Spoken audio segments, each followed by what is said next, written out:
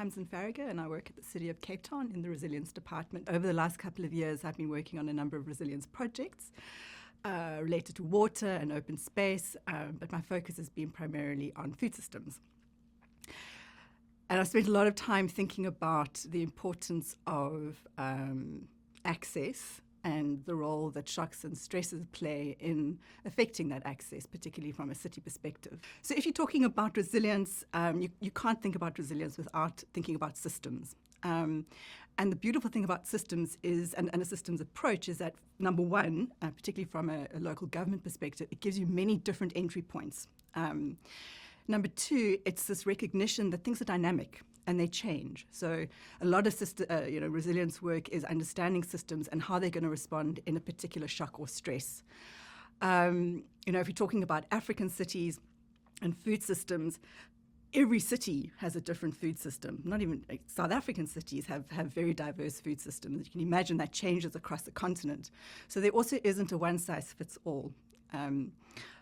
In Cape Town, for example, we have this amazing food system that everyone thinks is super resilient, and the supply chains are robust and don't kind of waver or fluctuate. And during COVID, it was pretty much true.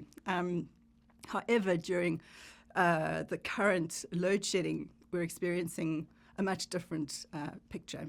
So it's recognizing that you have a lot of climate shocks and stresses, but you also might have some that are infrastructure related, such as electricity. And how do you then respond to them in a way that ensures that access is still provided to everybody within the city?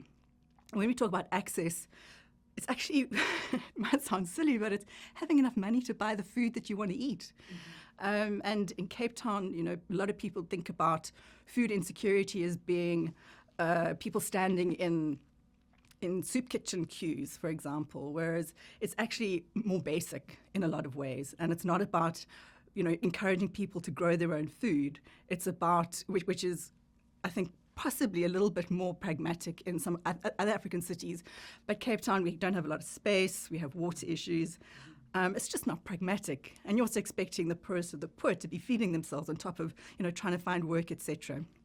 So, when we talk about food access, it's about making it possible for people to buy that food, and how you then do that.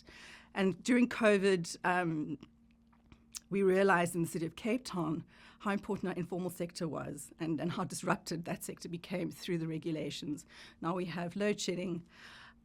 We have had a lot of floods recently, which is across other parts of South Africa, such as KZN and Gauteng, which has affected crops.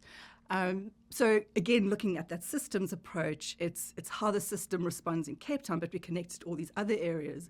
So whilst Cape Town is actually benefiting from crop failures in other parts of the country, it's not a win-win for everybody.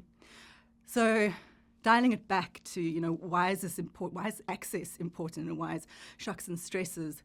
It's really about making sure that people have access to food, and recognizing that shocks and stresses affect that access, and that shocks and stresses it's not just the stuff that happens immediately, but it's a compounded and the short interregnum of these events that we need to be considering and planning for.